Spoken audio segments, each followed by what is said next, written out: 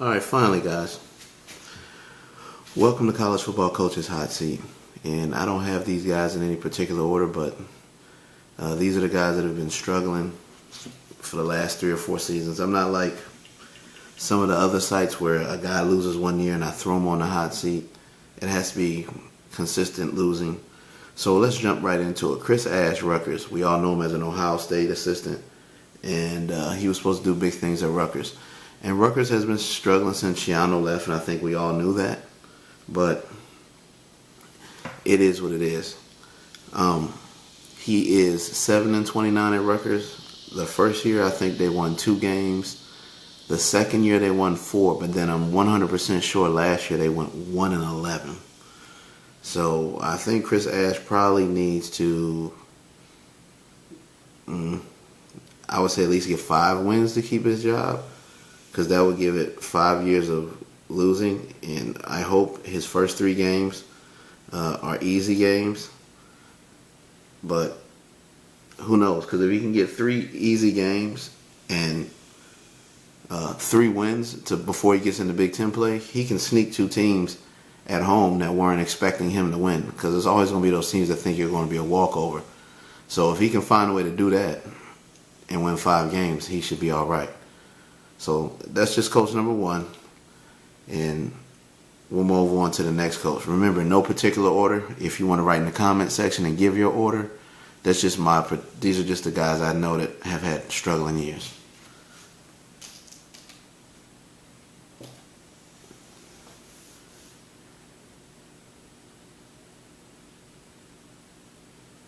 All right, Bob Davie.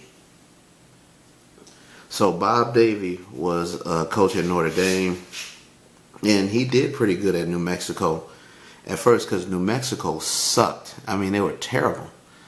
Absolutely terrible before Coach Davie got there. And in his first year, they struggled. So his first year, they went 4-9. His second year, they went 3-9. His third year, they went 4-8. By his 4th year, so his senior class, they went 7-6, made it to a bowl game. The next year, they went 9-4, competed for the conference title, and won a bowl game.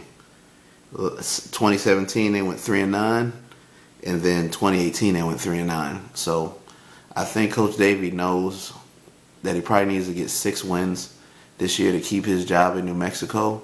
I mean, however, he did do what a lot of guys don't do, and that's, after 4 years, get some type of winning. And it's kind of like what happened with Mike McIntyre at Colorado. He got it done in his 4th year, but then the next year he couldn't get it done. If last year Mike McIntyre gets a bowl game and they finish 7-6, he keeps his job because it shows consistent winning.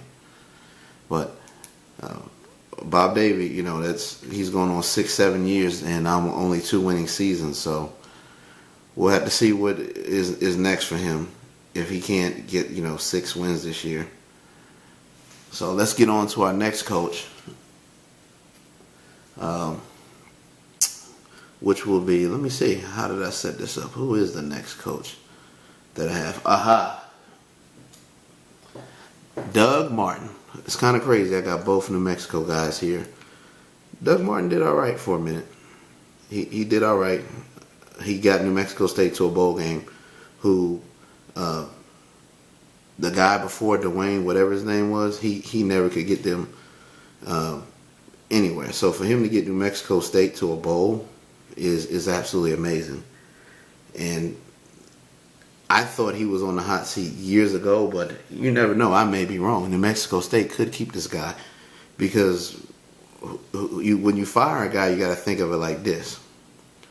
Who are you going to hire to replace him?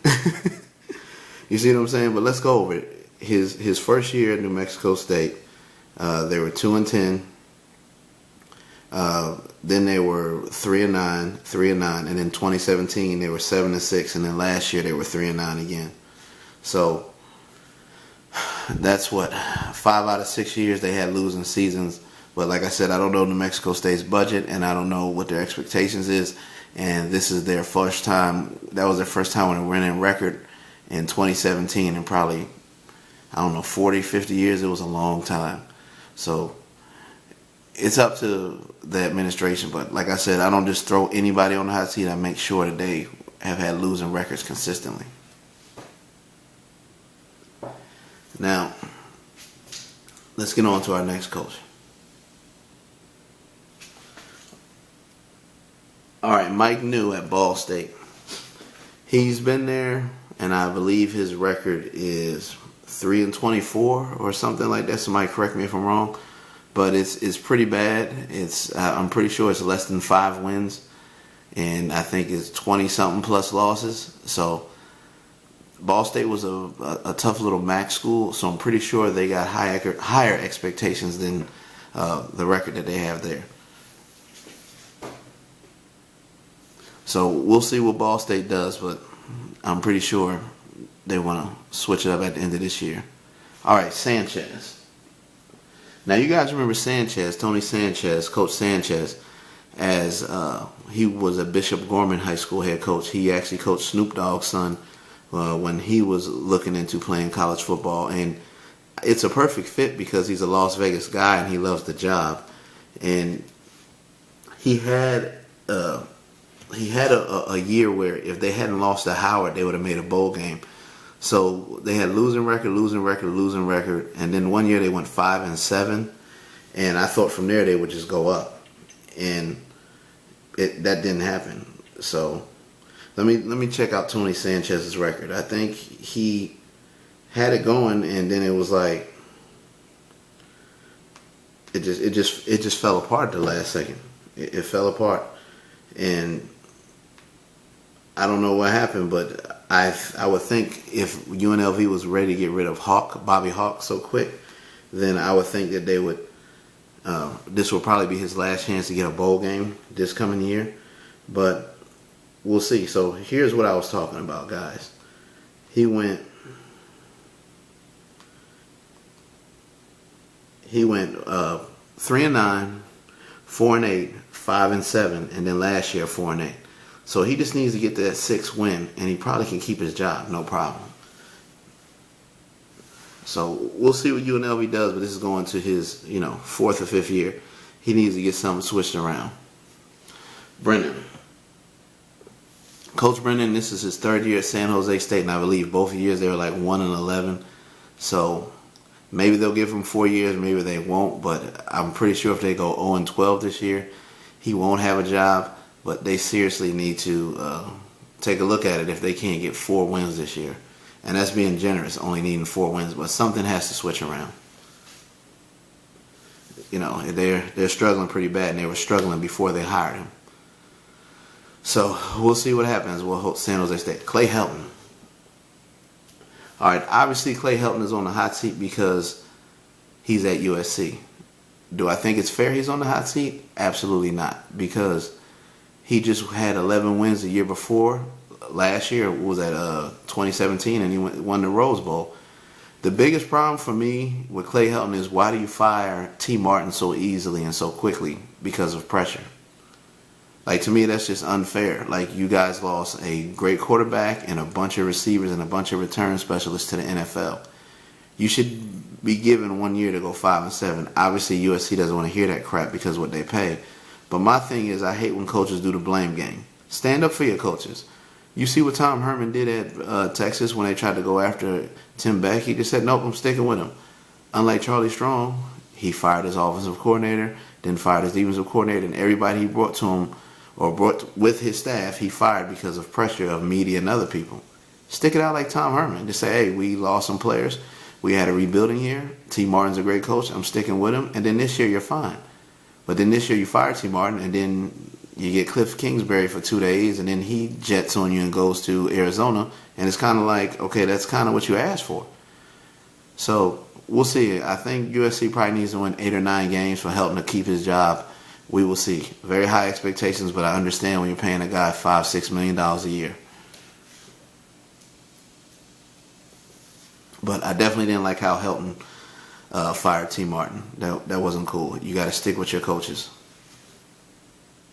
All right, Willie Taggart. Willie Taggart has won everywhere he's coached at, but he has to understand that at Florida State, they want excellence, and he will get it turned around because of his recruiting ties and his fast-paced offense and his enthusiasm and his positive attitude. But last year, I don't think anybody saw them going 5-7, maybe 7-5, but they just got absolutely mollywopped. But I think Taggart's pulled away from some of his stubbornness, and he has an open QB competition this year. So you're not guaranteed to be the starting QB because what he did last year is he was loyal to one QB, just trying to keep him positive. But I think he saw his job could be in jeopardy, and now this fall camp he's not BSing around, and it's like, yes, open QB competition. So, like I said, Taggart's won everywhere he's went. It took him a couple years at South Florida, got him rolling. His first year at Oregon, they were 7-5, and the year before that, they were like 3-9. They had some upset wins. So once he gets his QB and his running backs together, and they start running that ball and getting that fast-paced, aggressive offense, Florida State will be fine. But I'm hoping Taggart knows he probably should win 8 games this year, and hopefully 9 after a bowl game, or the people at Florida State are still going to be mad because they expect to contend for a national championship every single year. And our final coach's hot seat, or the final person on our coach's hot seat, is none other than Lovie Smith. All right, Lovie Smith was a great NFL coach. He got screwed his last year with the Bears. I understand that. He should have definitely had a chance to come back because he pretty much had a winning record, but it just was a good year in the NFL. And that's what happens in the NFL. They don't give a crap. If you don't make the playoffs, they fire you. It's that simple. He did it. He had a couple years at Tampa Bay. I think they should have gave him more time at Tampa Bay. But, it's what happens. And it's part of life, and it's part of life as a coach. But as of right now, Lovie Smith's first year at Illinois, he was they were 2-7 in conference, 3-9 overall. Then 2017 they got worse. They went 2-10 and went 0-9 in the conference. And then last year they were 4-8 and 2-7 in the conference with an upset win over Minnesota. That was fine. And then he had to fire Hardy Nickerson, who he was close to. Point being, he's 9-27 in 3 years and 4-23 in conference. So this year their schedule didn't look easy. The first 3 games will be tough, but he better find a way to win, or it's no excuse. Because after 4 years, you got to find a way to at least get 5 wins, And more importantly, he needs 6 wins. So there's going to be some people that are going to have to get their feelings hurt when they come into Champaign this year. But, if anybody needs a win this year, it's Lovie Smith more than anybody. I know Illinois probably didn't want to pay out, and the athletic director could get fired too. So it's a lot of pressure there because the athletic director got rid of Cubitt to bring in Smith, thinking it would spark a change. And it hasn't really done anything. Harbaugh is the only one that's really transitioned from the NFL to college really well. So that's College Football Coach's Hot Seat preseason preview. Those are the coaches I think need to win right now and immediately. And we'll see what happens. Peace. Catch you guys after.